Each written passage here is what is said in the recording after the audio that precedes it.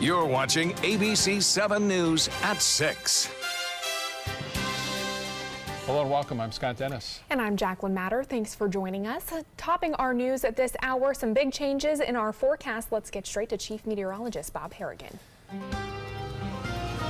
That's right, Jacqueline and Scott. We are looking at the potential for at least one or two of these storms moving through during the early morning hours, unfortunately, of becoming severe. Right now, that chance is fairly small. It's marginal, and that comes from the Storm Prediction Center.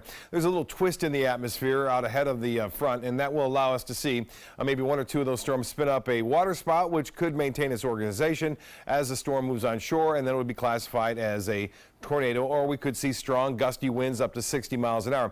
Now, the chances for tornadic activity is still very small at 2%. We'll have to keep an eye on that as the early morning hour progresses. Now, the Titan radar picture showing the front depicted on the radar over the past 5 hours slowly making an advancement toward the southeast. Now, it stretches all the way over to Texas.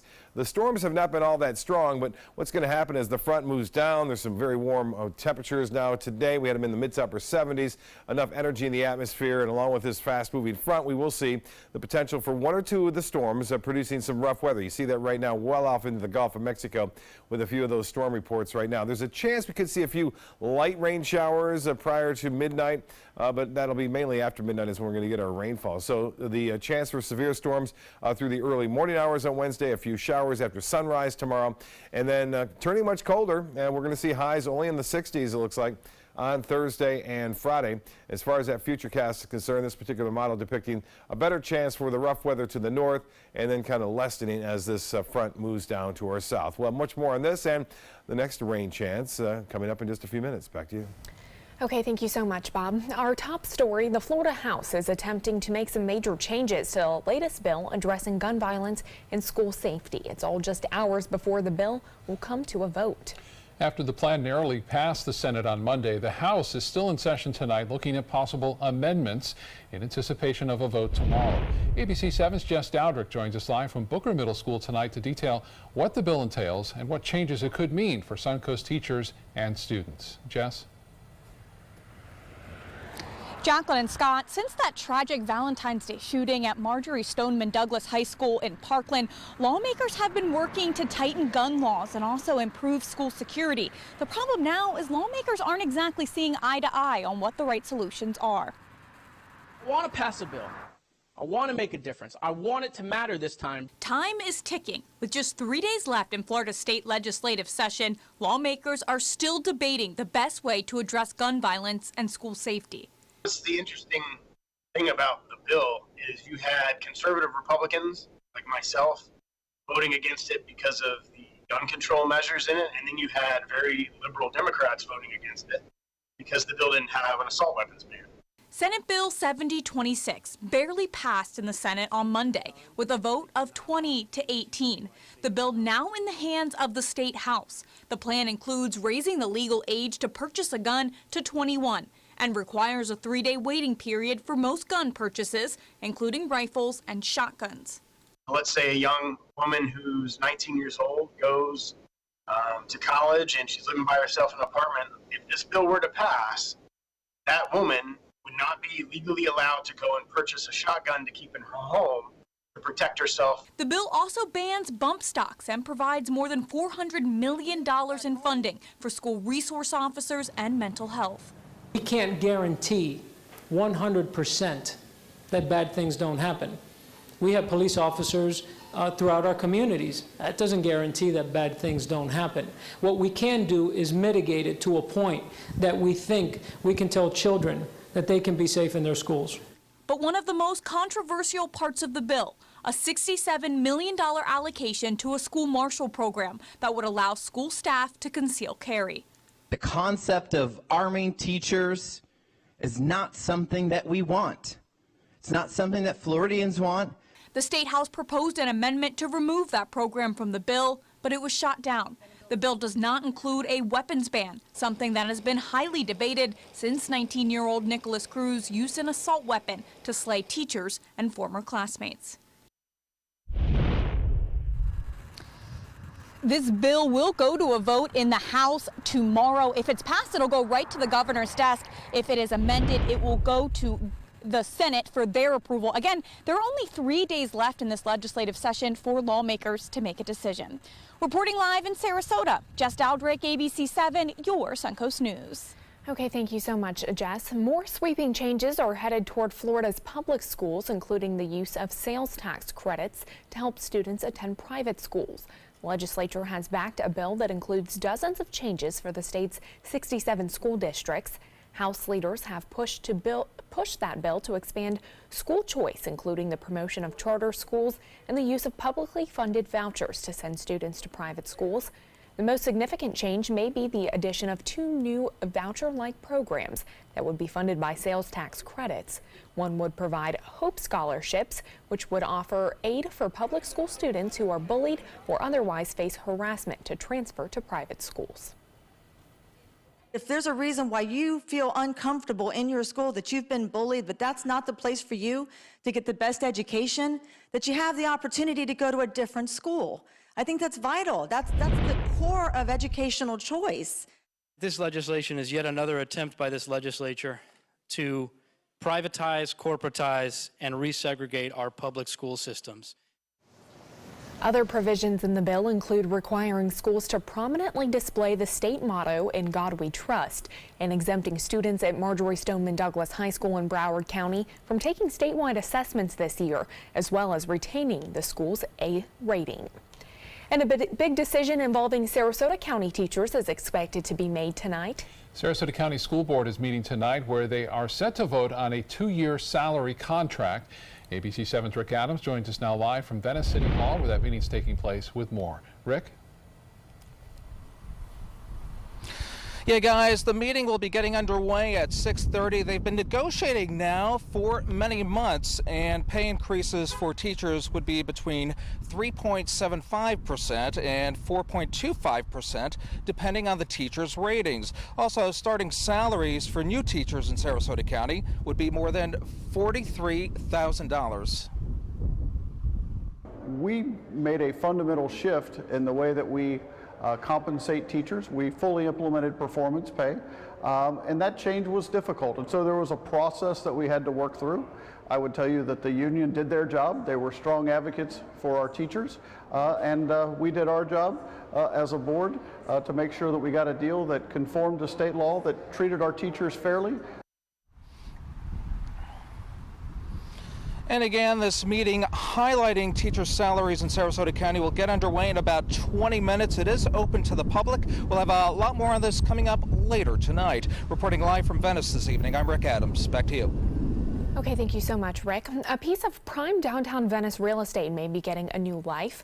The former Classics Steakhouse building has been empty for several years now, but that could all change thanks to a local developer.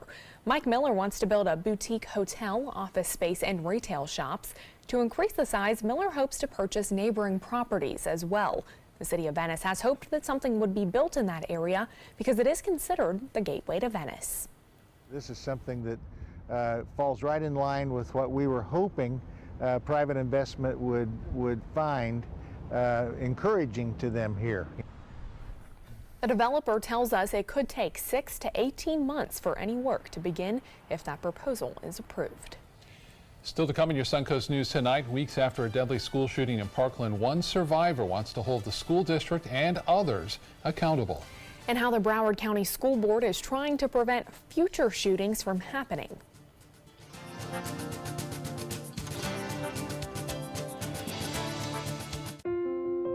I love taking care of my mom. It wasn't easy at first. She learned how to better communicate her needs. And you learned how to not ignore yours. I discovered how to make healthier meals. And I discovered how much I enjoyed them. Becoming a caregiver is a learning experience for everyone. Find articles, tips, and tools from experts and others who have been in your place. The Caregiving Resource Center at aarp.org/caregiving. During the past 10 years, Tidewell Hospice volunteers have provided more than 1 million hours of service.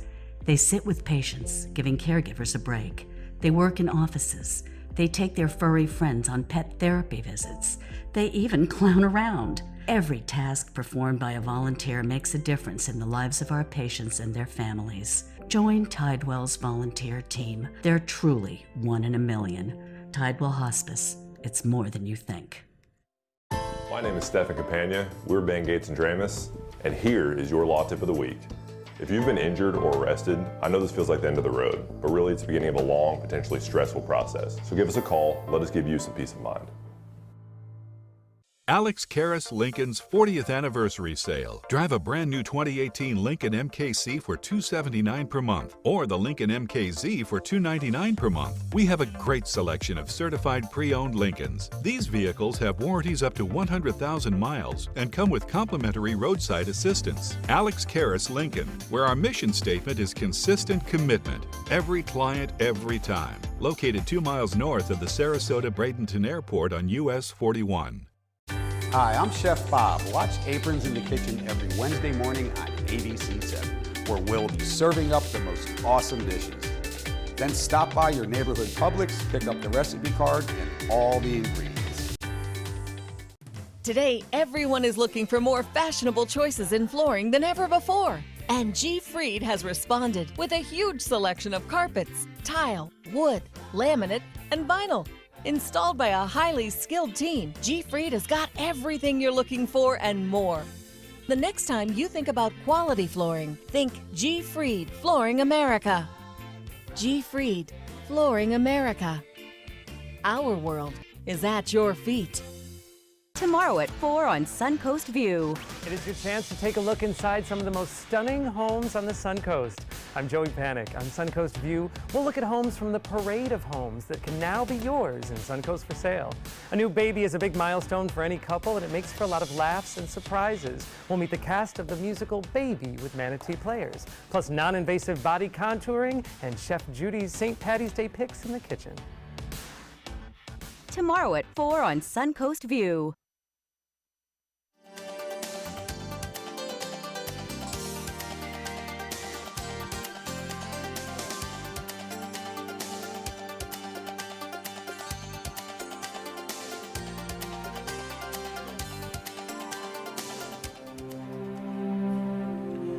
A Parkland school shooting survivor says he plans to sue Broward County Public Schools, the principal, and its school resource officer. The lawsuit is citing negligence and failing to protect students in the February 14th massacre.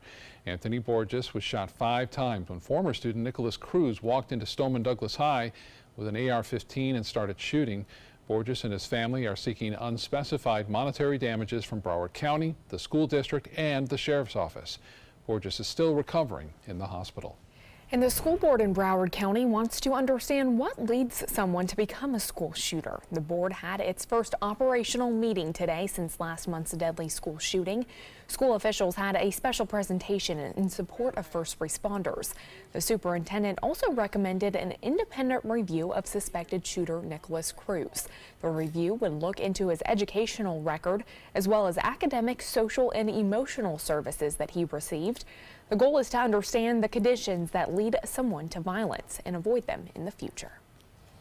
Bob Harrigan's going to have more details on the timing of some stormy weather that could come our way overnight. Stay with us for that. I just had a very educational ride with Nina. Did you learn anything? Where do I begin?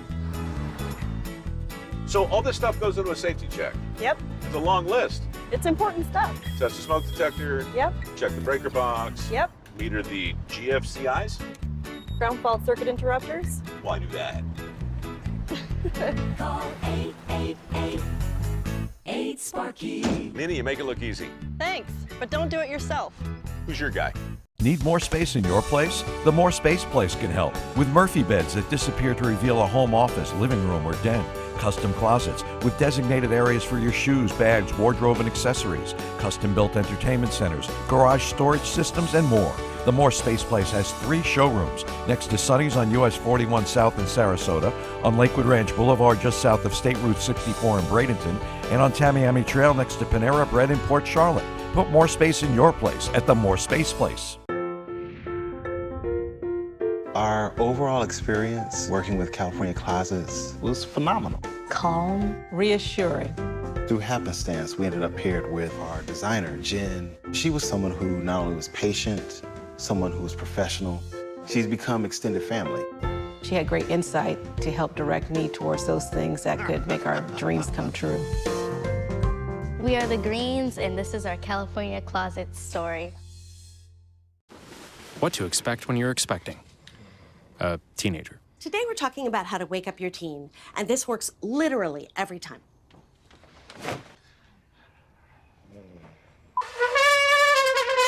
Good kisses. Good kisses. You heard how loud I heard. It wasn't you. It was the... Is that bacon? You don't have to know it all to be a perfect parent. Thousands of teens in foster care will love you just the same. Our nation's servicemen and women show great courage and leadership, both on and off the battlefield. When they transition to civilian life, they can apply the skills and values they learned in the military to the workplace. That's why the Coalition to Salute America's Heroes is urging employers everywhere to be smart, bet on a vet. Hiring a veteran is also a great way to show your appreciation for them. To learn more, call 1-888-44-SALUTE. Here's today's job of the day. ABC7 is seeking a digital sales manager with at least 3 years experience in digital revenue development. Visit mysuncoast.com/job of the day to apply.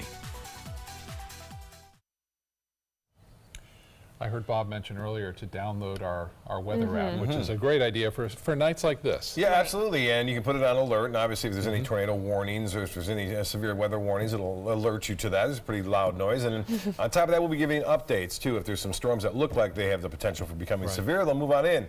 As it goes, everyone's life has a little rain every once in a while, and we're going to get some, looks like. Hopefully nothing too severe. And Casey Key webcam showing beautiful conditions out there. A little bit of ripple on the water there, indicating the winds were a little higher than they have been. And looks like that'll be the case tomorrow, too. So boaters beware.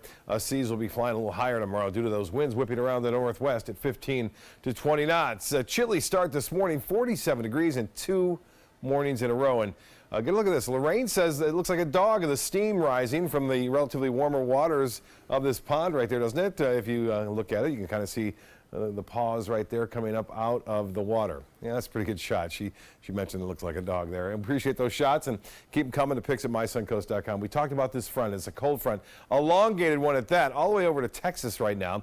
And what's going to happen, a little piece of energy will move along that front, and that will give us a chance for a few spin-ups in terms of water spouts and some stronger cells producing some wind damage. That's a possibility. It's a small one at that, but we'll have to keep a close watch on it. You see that we have storm tracker on this, and you can see once in a while these icons showing up. That indicates that that storm has a little bit more potential at this point, but nothing over land. And as we look out toward the west of us, notice this activity here, pretty far away from the radar site. Some lightning offshore, so I do believe we will see some thunderstorms move on in, and there is that small risk of some tornadoes as well at 2%. That's it, just 2% chance. But again, when we had the tornadoes a couple of years ago on Siesta and in Duet, the chances were at 5%. Morning shower possibility. Most of the rain should be over, though, after 8 o'clock, it looks like, as this front is moving a little faster than anticipated. High temperatures tomorrow, though, only right there, 70 degrees. We had today's high into the mid-70s. Dew point is at 59. This number is really going to shoot down, and we're going to see very dry conditions settle in as those winds turn to the northwest tomorrow at around 10 to 15 miles an hour. Right at the average today for our high. This morning's low was almost, in fact, 10 degrees below our average at 37, and we got down, I should say, 9 degrees below our average. The record 37 set back in 1960. Our low this morning was at 47 degrees. Two mornings in a row, we were into the upper 40s. 65 now, where the rain is falling near Tallahassee and the cooler air in Pensacola. Out ahead of the front, 75 in Key West and 74 in Wauchula. Braden, you're at 72. Venice, 71. 71 in Cortez. The Gulf water temperature at 72 degrees. This particular forecast model shows the warm air leaving tomorrow. There's a chance for a few evening showers, say around 10:30, 11 o'clock at night. But any kind of rough weather, I think, will be after midnight, unfortunately, when most of us are asleep. So again, that chance for severe weather is there, and then the colder air spills in tomorrow throughout the midday. That cold air will stick around right through Friday, too, it looks like. So keep your sweaters and jackets handy, especially for the kids in the morning, both on Thursday and Friday. Rainfall, here's less than a half inch. You see that area in green. That's most of west central Florida. I'm not anticipating anything too significant, maybe some isolated areas, an inch or more, but that would be about it. We're expecting partly cloudy skies by, say, 10, 11 o'clock. Some clouds in the morning. I mentioned a few spotty showers are possible just after sunrise. This is the European model. We have another round come Sunday. A chance for showers moves in the afternoon and evening and continues on into Monday. Those rain chances will stay fairly elevated, I think, on Monday morning and then subsiding somewhat in midday Monday. Temperatures freezing across most of the northern plain states and starting to get colder over much of the Great Lakes, and highs tomorrow will only be in the teens and 20s in places like Wisconsin, Minnesota, and North Dakota. So for the rest of the night, 15-knot winds out of the south, basically. Tonight's forecast, increasing clouds, 68 for a low, with showers developing after midnight. The extended forecast shapes up like this, 7 days now. So we got that good chance for morning showers, just some showers, 80% chance for storms during the early morning hours, and cool on Thursday. Friday, warming to 75. On Saturday, we lose an hour of sleep. On Sunday, 30% chance for showers, windy conditions throughout the day. Should be okay through the morning. Better chances for Sunday night, Monday morning, and then high temperatures will cool down on Tuesday. Back to you guys. Okay, thank you so much, Bob. Well, we have a world traveler on tonight's Amazing Suncoast Woman. Coming up, Linda Carson will introduce us to a woman who has spent her life educating her community's children and preserving its past. Tonight, a new nor'easter taking aim as millions recover from one monster storm. What you need to know to prepare for round 2. Plus, the new curveball in the Russia investigation. World News Tonight with David Muir, America's most watched newscast.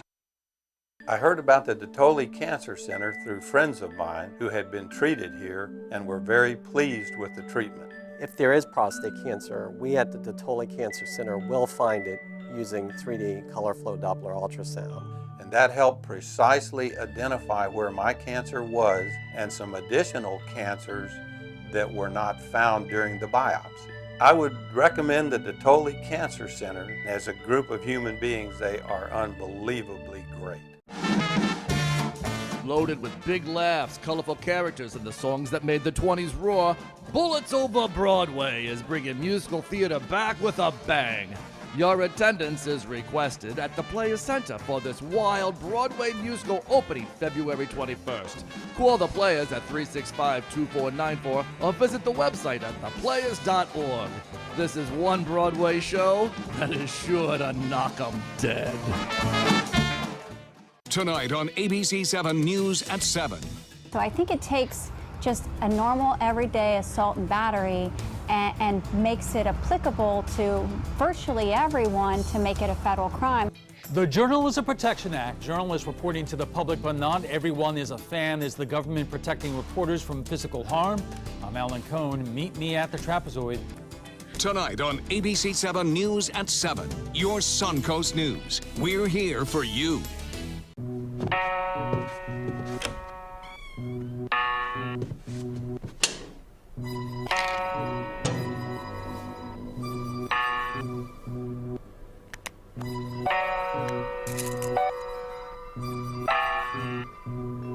Who else has been taking your prescriptions? Keep your medicine and your family safe and secure. Mind your meds. To learn how we can help, visit the Partnership for Drug-Free Kids at drugfree.org. Get all the local information you need before you leave home in the morning. Watch Good Morning Suncoast weekdays on ABC7 to get breaking news, plus first alert, weather and traffic focused on where you live. ABC7, we're here for you. Tonight's Amazing Suncoast Woman has traveled the world and earned advanced degrees at fine universities. And the more she sees, the more she treasures her hometown of Rabonia, and the more she wants to preserve its history. ABC7's Linda Carson has more. Dr. Nikki Rakoski's roots go deep in Rabonia. The area's always been home as far as I'm concerned. And this is where I wanted to come back to, even though I traveled elsewhere. She spent her career teaching in Manatee County. I was teaching on this side of the river at 2 elementary schools. I lived in Bradenton, and then I moved, had an opportunity to move back onto my grandfather's farm and built a house, and I live there now. She's always researched the past. I do genealogy, and I figured, oh, what about Rabonia? Rabonia became a township in 1920, and she started with the census from that year. I took every single one of those names, and I followed the family history, not only coming forward but also going back as far as I could go.